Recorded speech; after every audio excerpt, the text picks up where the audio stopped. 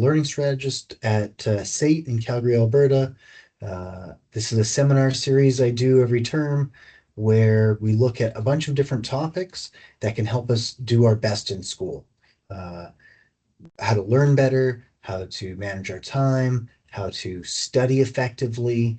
And in this case, we're talking about memory skills. So yeah, let's just get started. I'll share my screen and we'll get going. So yeah, today's topic is memory skills. We're going to look at how we can improve our memory, how we can use different tools and techniques to make our studying more efficient, get better grades on exams, all of that kind of good stuff. So before we get started, I'll put up a picture of this guy who I'm sure everybody knows. Um, This is Boris Conrad. So if you didn't know now, I'm sure you recognize the name. But if not, he is an 8-time Team World Memory Champion. His list of credentials include 4 Guinness Book of World Records for memory, though I haven't looked it up in a little while. He might have been surpassed in some of these records. But a few years ago, he had a whole bevy of records. He won gold in 2009 by memorizing 195 names and faces in just 15 minutes. And for those of you who don't know how these memory competitions kind of work, there's different events. Some are you get pictures with names, you get a little bit of time to memorize them, and then they give you the pictures again without the names, and you have to write the names on all of them. Um, Other events are like memorizing decks of cards in order and those sorts of things. So he memorized 195 names and faces in 15 minutes. Uh, and after that, a reporter asked him if he was born with a great memory. And his response was that he started with just a normal memory and just trained himself. He talked about forgetting people's names all the time and all the stuff that us mere mortals do constantly. Um, of course, he must have some kind of ability that made it him able to do these things. Not everybody can do this, right? It turns out that Boris is also a neuroscientist who specializes in researching memory, and he did a experiment where they scanned the brains of 30 memory athletes, and it turned out that they had very normal brains, nothing unusual at all um, to kind of see on the scans. And it was the way that they were using their memory, the skills and the tools and the techniques. This is what was giving them the ability, which means we can all kind of look at some of these concepts and techniques and help improve our own memories so that we'll be ready for the next world championship um, or at least our next exam. Um, I tried to look it up today to see when the 2026 memory championship is, but it seems like it's not planned at the moment. So we'll see where that one will end up so we can all participate. Okay, so if you've seen some of the other videos, you'll know that I like to start these with a series of questions that we can try to answer. This is a good technique for learning. I'd suggest you all try it with studying as well. Um, Make some questions, try to answer them. It really helps to improve our ability to remember things. So we're going to look at how memory works, uh, sort of a simplified model for memory. If you've seen the study skills seminar, you'll remember that I talk a lot about how learning works and thinking, and that it's synapses, which are where all our neurons connect, and it's this pattern of neurons and synapses in our brain lighting up in a certain pattern that is what constitutes thought and feelings and everything that goes on inside our heads. Um, I'll use a more simplified model for memory because memory is quite complicated. But yeah, we have a good model for That'll be useful for our purposes here. Um, Another question we're going to look at is how we can remember better, how we can do better in our efforts to memorize information.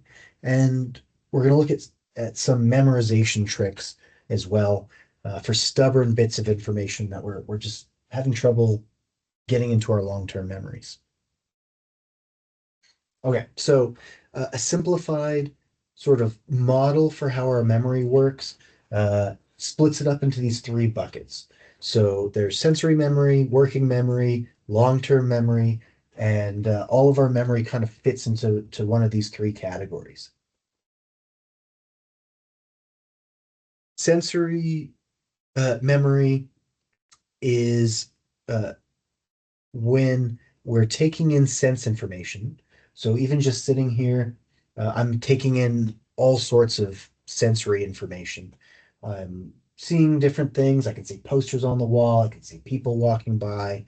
I can feel the pressure of the chair on my legs. I can feel the temperature in the room. I'm getting all sorts of sense data through my different sensory apparatuses. And this is all funneling into my sensory memory. Sensory memory is massive. It seems to be unlimited how much information it can take in. I guess limited just by the ability of our, eyes and ears and all that kind of stuff. But it seems to be an unlimited amount. But it's very short-lived. It only stays in our sensory memory for 3 seconds or thereabouts. Um, and if we don't do something to get it into the next stage, we lose it. It's just gone forever. We'll never get it back. And so, a good example of how this kind of works is uh, when someone tells you their name for the first time, and you're trying to remember it so that you can use it again in the future. I'm personally terrible at names, so this is an example I think of a lot. And someone tells you their name, their vocal cords vibrate the air vibrations hit our eardrum, and uh, and our brain interprets that as sound. So we hear the sound of their name, and uh, it lasts for about 3 seconds if we don't do anything else with it. If you don't pay attention, it's forgotten, and it's just gone, never to be recovered until someone reminds you of what their name was. Um, if we focus on the information when it's in our sensory memory and we make an effort to remember it, we'll talk more about this making an effort, what that means. We can get it to move into the next bucket, which is our working memory. Our working memory is limited. It can handle like 7 things, maybe like six, seven, 8 things for 5 to 20 seconds, somewhere in that range. But you can also keep it there longer by rehearsing it, saying it over and over again, thinking it multiple times, or actively using it in some way, like you're conversing with the person and you're using their name in conversation. That's a way to kind of keep it in our working memory, or using like little mnemonic devices. This seems to sort of be able to get that information to stick a little bit better. We're going to talk about mnemonic devices and what those are. It's kind of just a fancy word for memory tricks. Um, if you don't use the information or use one of these other techniques, uh, the information's just gone, never to be recovered until someone reminds us what the name was. Uh, if we use these techniques to keep it in our working memory and we mark it as something that we want to move into the next bucket, which is our long-term memory. We can do that by doing things like attaching meaning to it, connecting it to information that we already have stored in our long-term memory, uh, or something along these lines. You're essentially trying to create a web of connections in your mind. So if you've seen the study skills seminar, this will sound familiar. This is what we're trying to do when we're studying. We're creating this web of connections, and we're trying to be able to light them up at will whenever we want. Um, and so that's the goal.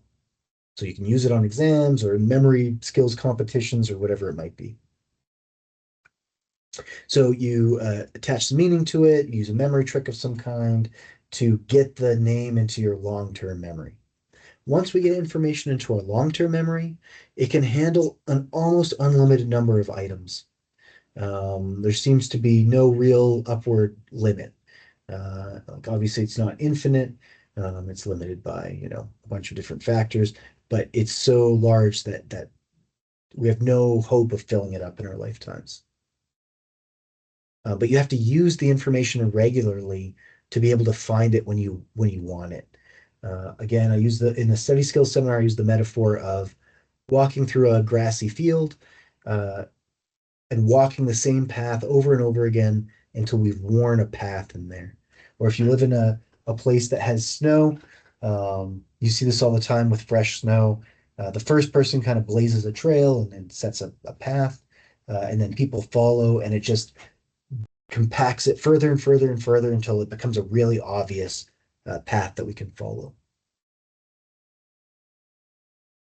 So the question is, how do we consistently get the information into our long-term memory, keep it there for as long as we need it, and then get it back out again?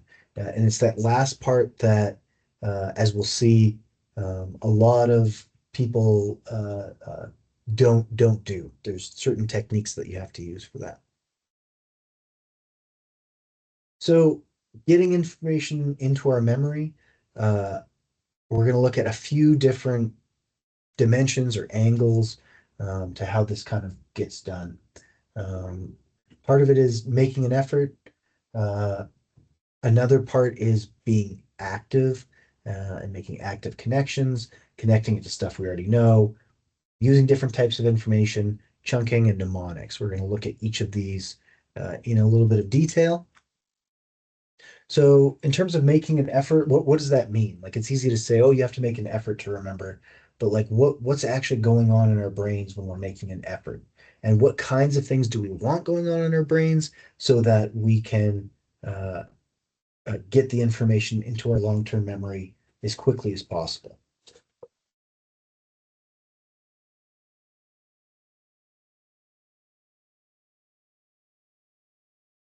So, first of all, attention is critical. Um, we need to pay attention to the information to be able to remember it. There's this thing called attentional blindness, where when you pay attention to one thing, you lose the ability to pay attention to other things. And there's some really fun examples of this.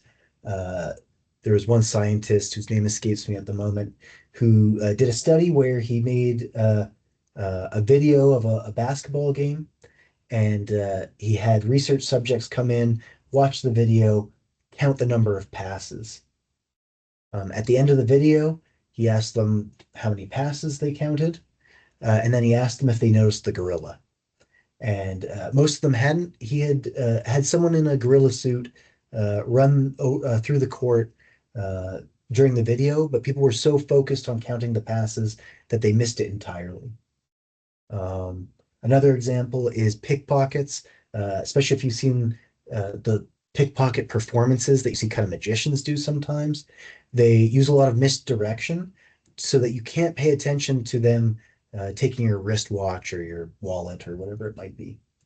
Um, and so if we pay attention to one thing, we lose the ability to pay attention to other things. Even just me focusing right now on the screen or whatever it is, I don't know who just walked by. Uh, our attention is a finite resource. So it's really important that when you're trying to get information into your memory, that you reduce distractions as much as possible, um, uh, and avoid multitasking. You can also uh, use more focused study sessions to help with this. If we try to study for 3 hours straight, it gets to be very difficult. Whereas if you focus your study sessions on shorter bursts of studying with small breaks in between, it really keeps our attention sharp and our focus and those sorts of things. Another really important part of making an effort is engaging with the material in an active way.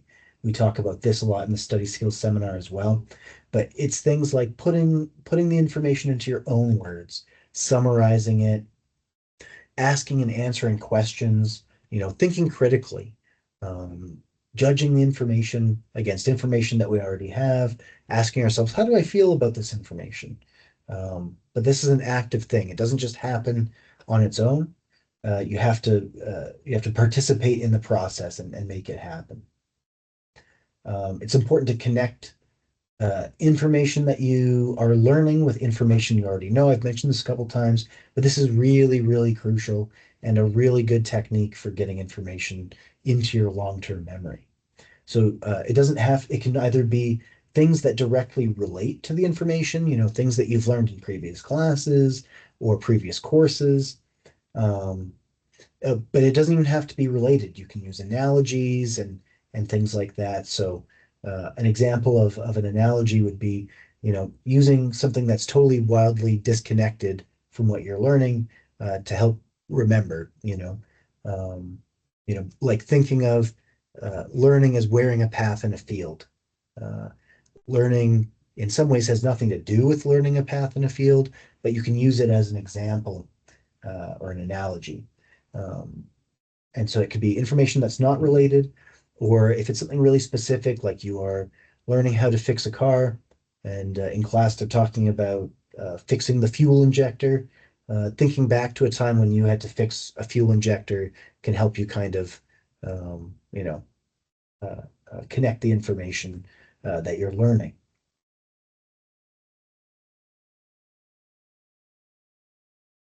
Uh, Format really matters.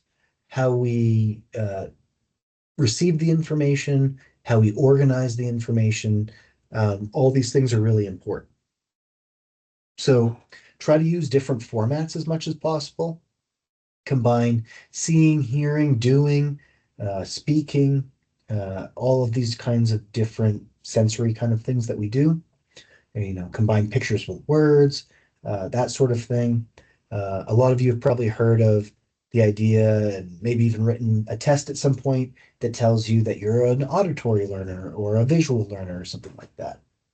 And we certainly do have preferences on how we like to receive information, but thinking that we have one way that we can learn best and that all the other ways we can't learn as well really does us a disservice. Um, there's an effect, but the effect is smaller than the effect we can get from combining different formats. So everybody learns better by uh, receiving the information in a bunch of different sensory formats, um, much more than just the difference between their preferred learning format and some other format. So don't let the availability of information in certain formats hold you back. We can all learn in all the different formats. It just might be less pleasurable or something like that. Um, Being selective is really important. Uh, a little bit of information is quicker and easier to memorize than a lot of information. And so being selective about what we're focusing our attention on can be really helpful. Focus on the important parts, the main themes, um, main topics, those sorts of things. So we talk a lot about this in study skills, but it can be things like the stuff that your instructor spends a lot of time on, the things that they choose to put on their PowerPoints, little verbal cues they give you, like, oh, this is really important. Make sure you write this down, something like that, and focus on those parts. Summarizing is an important tool for this as well because it helps you combine a lot of words into a small number of words. Um, Another concept that we'll talk about more in detail shortly is chunking. So breaking information down into meaningful, smaller pieces. We'll talk about this in a minute, so I won't go into it too much. And then also mnemonics or memory aids, things like acronyms, rhymes, songs, stuff like that. Again, we're going to go into a lot of detail with this, so we'll hold that for a minute. Before we move on to to the next topic, I have a little bit of an exercise um, for you. So what we're going to do is I'm going to put up a list of words, and your goal is to memorize as many of them as possible um, in 1 minute. So you get 60 seconds, and you have to memorize as many as you possibly can. You'll get 60 seconds to memorize it, no writing anything down, just using your brain. And then you'll have 60 seconds to write down all of the ones that you can remember. So if you need to, pause the video, go grab a piece of paper and a pen, and then come right back. And so, yes, I'm going to set a timer, put the list up, and you'll have 60 seconds to memorize as many as you can. You can memorize them in any order you would like, and record them in any order you would like. Okay, so here we go. I'm gonna put the list up and start the timer now.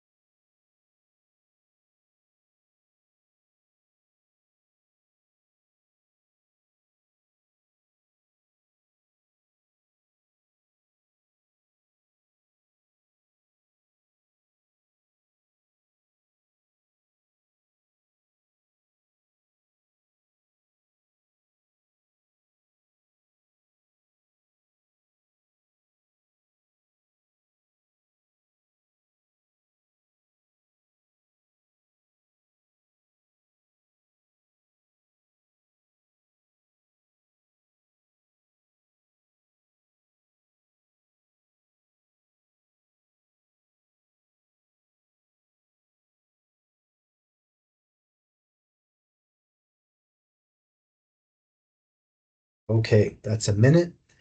Uh, you have 1 minute to write down as many as you can remember, starting now.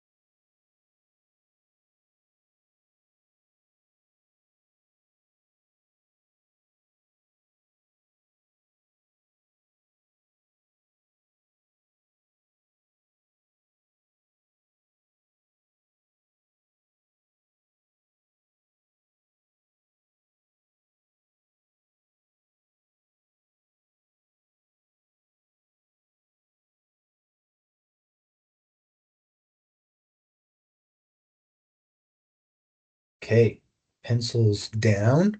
Um, I'll put the list back up, go through your list, count how many you got right. Again, doesn't matter what order you put it in. And if you feel comfortable, put it in the comments. So this is the list. Take a look, see how many you were able to get right.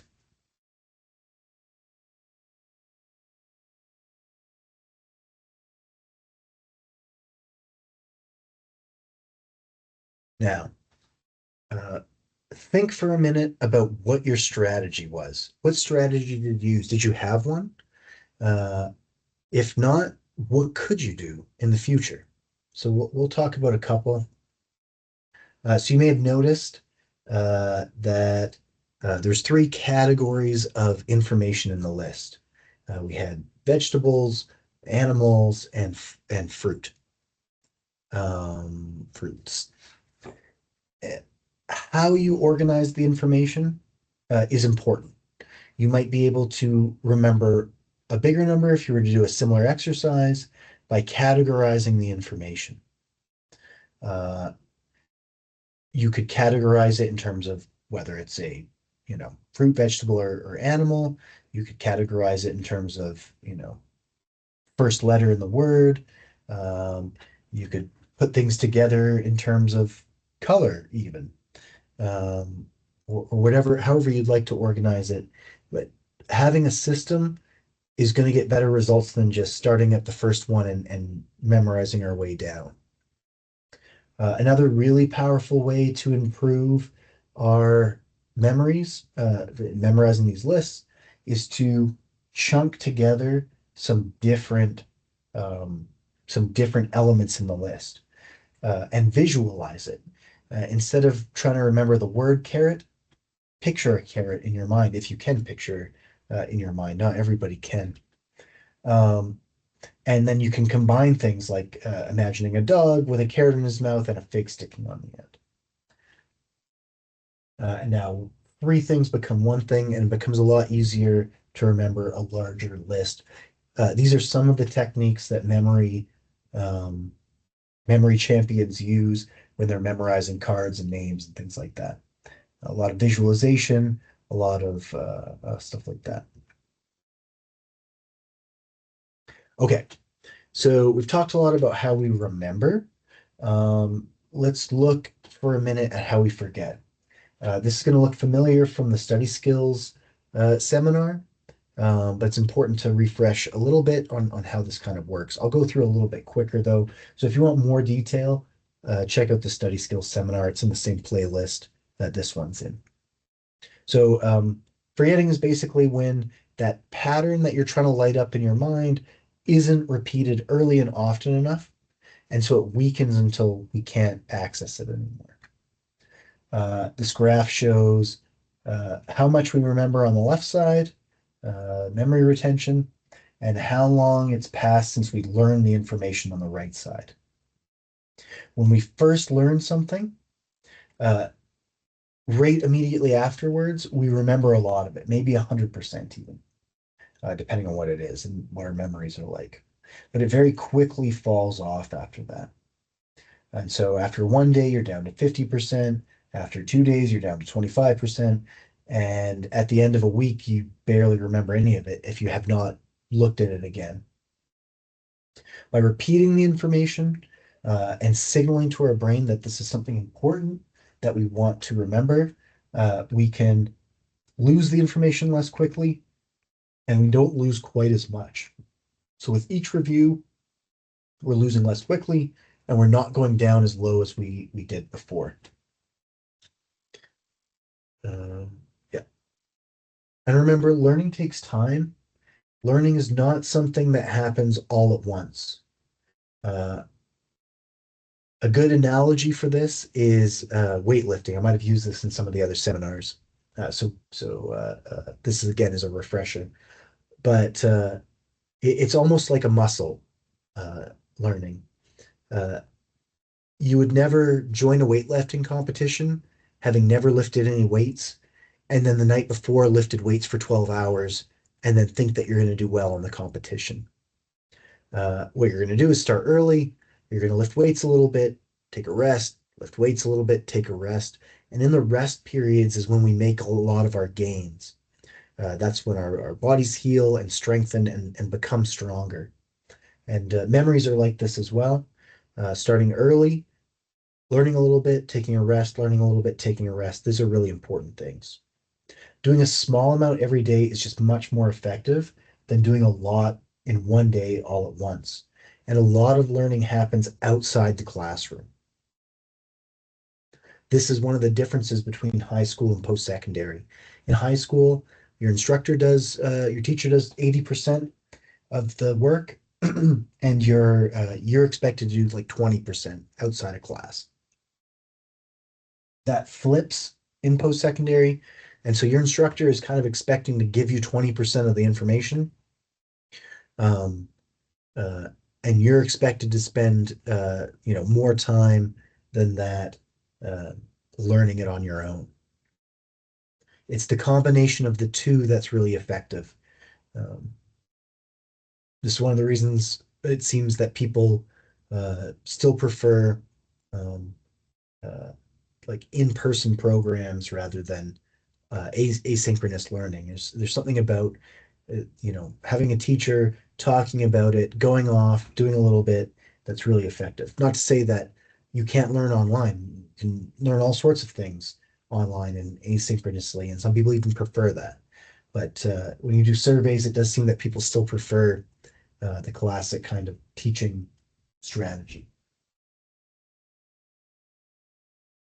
So again, learning is like wearing a path in a field by taking the same route a lot. Uh, don't let yourself neglect this. Um, and the reason I keep bringing this up over and over again is I've met with hundreds and hundreds of students, and one of the most common problems is getting into an exam, having studied, and then going blank, not being able to remember.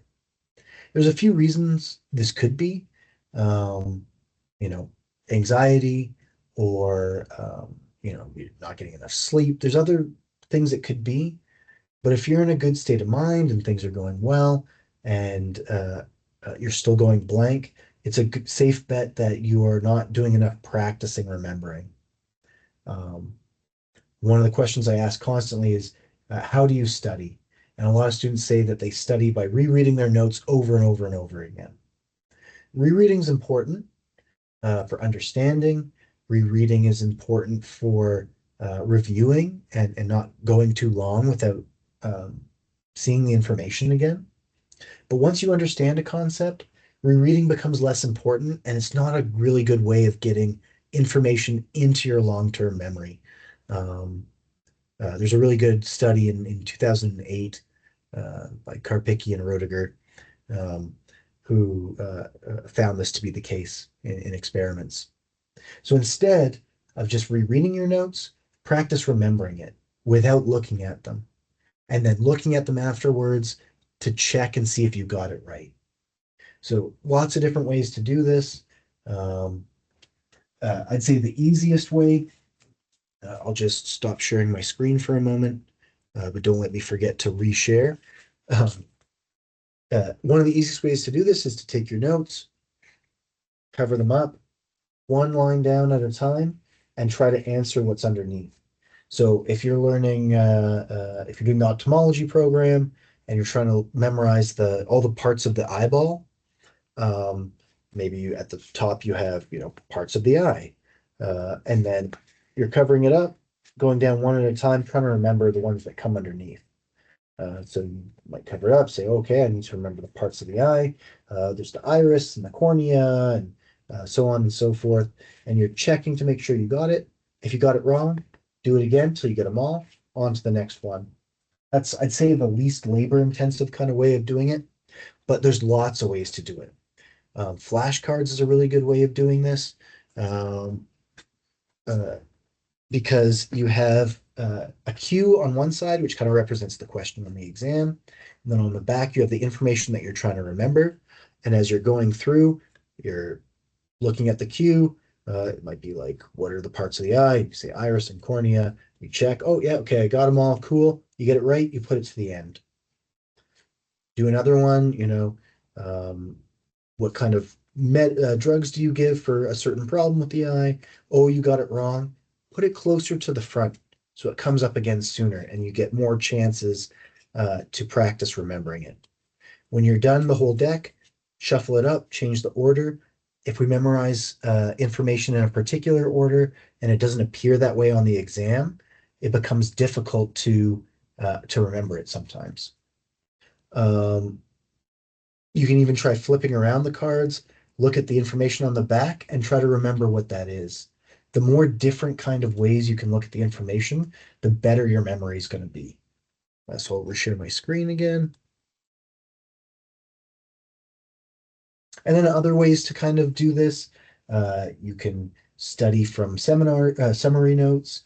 You can, create study guides that help prompt you and cue you, but you can't see the answers. You can use practice tests. If your instructors don't use practice tests or don't give you practice tests, AI's become very good at doing this. If you want to see me do a demonstration of how you can create practice test questions using AI tools like ChatGPT or Copilot or any of these other ones, you can check out the AI skills seminar recording in the same playlist. But some kind of practicing remembering without looking at the actual answers, that's what's crucial. And I'd say again, the number one mistake I see students make when they come in saying they can't remember stuff or going blank, things like that.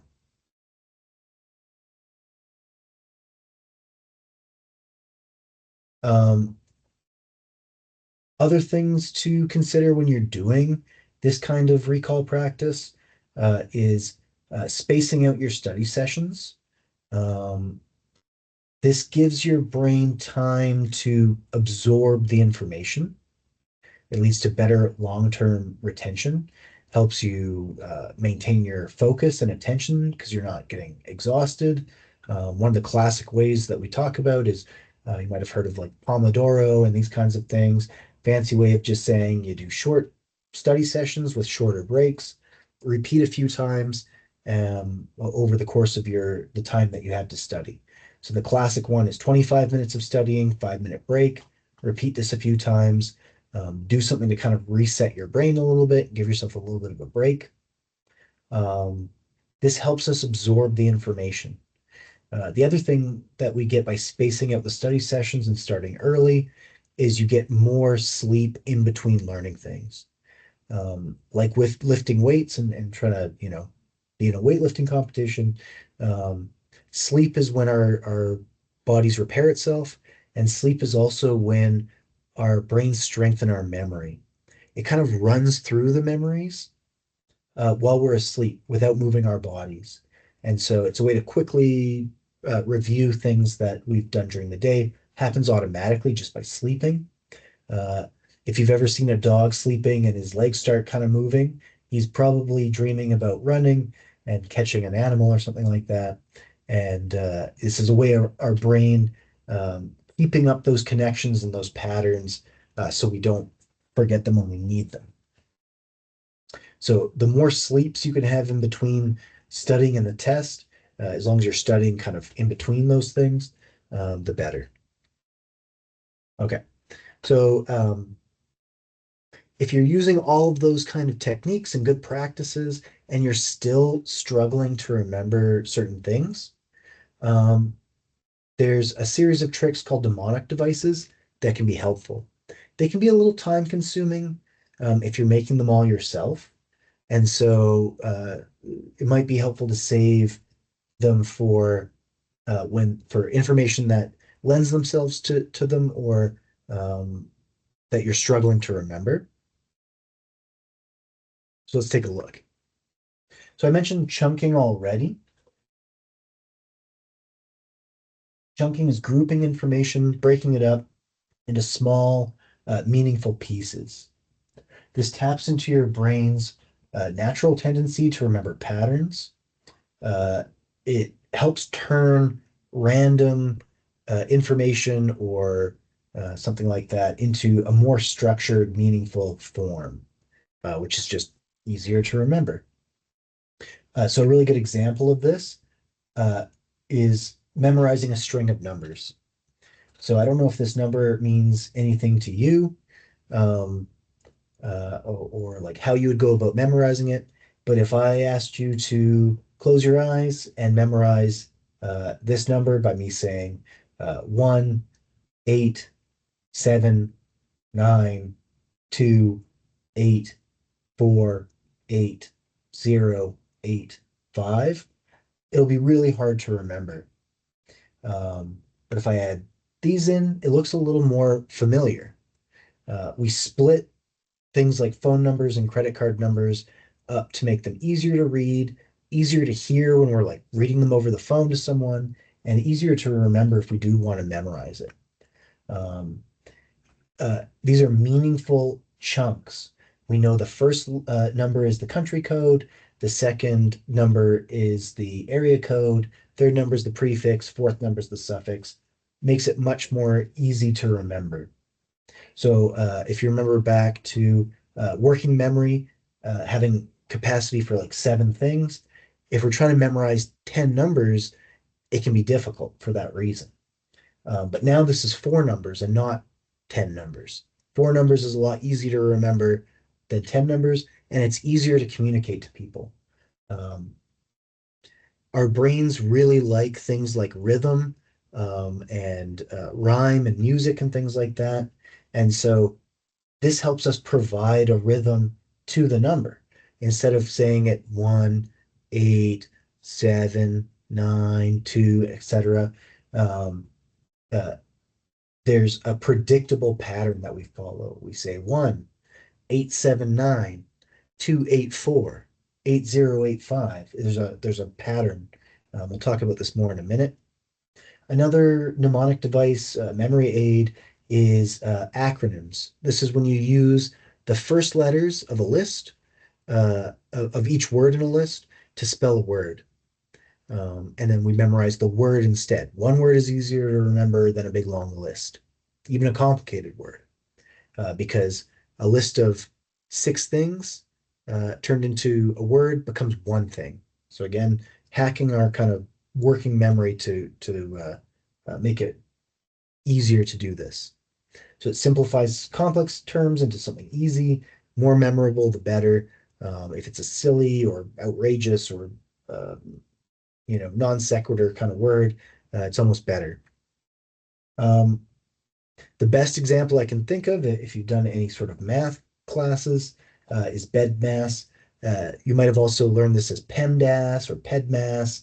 Um, there's different things like that. I did French immersion, so for me it was PEDMAS.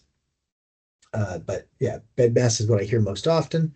And so if you don't know what this is, um, BEDMAS is an acronym for the order of operations of how you're supposed to do solve an equation. Um, so the B stands for brackets, E stands for exponents, etc. Much easier to just remember BEDMAS than to remember, okay, these six things plus the order that they're going to have to go in. Acrostics are similar, but instead it's a sentence where the first letter of each word corresponds to the first letter of each word in a list that we're trying to remember.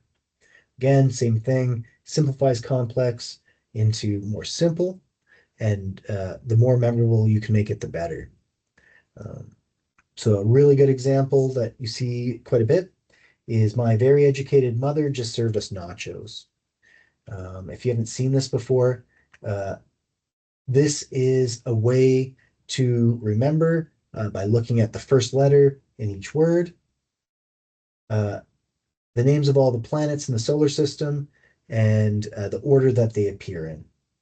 Um, if you still believe Pluto's a planet, you can add a P word at the end. But yeah, this is what that looks like. Acrostics are helpful. I always prefer acronyms, I just find them easier. But acrostics are really helpful when you can't spell any words with the letters. So, like if there's no vowels, there's a lot of repeating letters, like there's four S's in it or something like that. Acrostics can work a little better. As I mentioned, our brains really like rhyme and rhythm. Um, This is why songs can be really catchy. There's a bunch of things about songs that really lend themselves to remembering them. Um, for example, it's a reason why um, uh, there's an alphabet song, why we memorize the alphabet uh, in the form of a song. There's really no reason to do this except to make it easier to remember and to help teach kids, of course. It also makes it more engaging and fun while still giving yourself like a cue to kind of follow. Just think of all the songs that you've learned um, without even really trying that hard. And the last one is visuals and diagrams. This sort of uses our brain's natural visual system to help improve our memories. It makes your brain combine concrete and abstract information at the same time instead of trying to just memorize abstract information. And it reveals patterns that you can't see just in the written text. A good example is this little pyramid for Ohm's law. You'll often see this just as the V, the I, and the R written in this kind of triangle shape. And this does a few things. One, it helps you remember the different components of voltage, current, resistance, but it also helps you remember all of the formulas. So the way this works is if you need to figure out the voltage, then it's the current times the resistance, I times R. If you need to know the current, then it's the voltage over the resistance, so V over R, V divided by R. And then same thing with voltage and current. If you want to figure out the resistance, V over I. This kind of helps you remember in this way. So uh, that's our seminar for today. What we looked at was how memory works, the three buckets: sensory memory, working memory, long-term memory. We looked at how we can remember better by making an effort, being selective, being organized, doing recall practice, practice remembering, representing it in our brain better using mnemonics and things like that. And one thing I didn't mention a ton because I mentioned it in a lot of the other seminars is taking care of our brain. So making sure we get enough food and sleep and rest and water and all that kind of stuff. If you're an athlete um, that's going to engage in a competition, uh, you're going to try to take good care of your body, and learning is no different. So if you have any questions, you can always reach out to me, Matthew Esau. I'm again a learning strategist at the Lamb Learner Success Center at SAIT in Calgary, Alberta. And yeah, best of luck in all your studies, and wish you all the best. Thanks. Bye.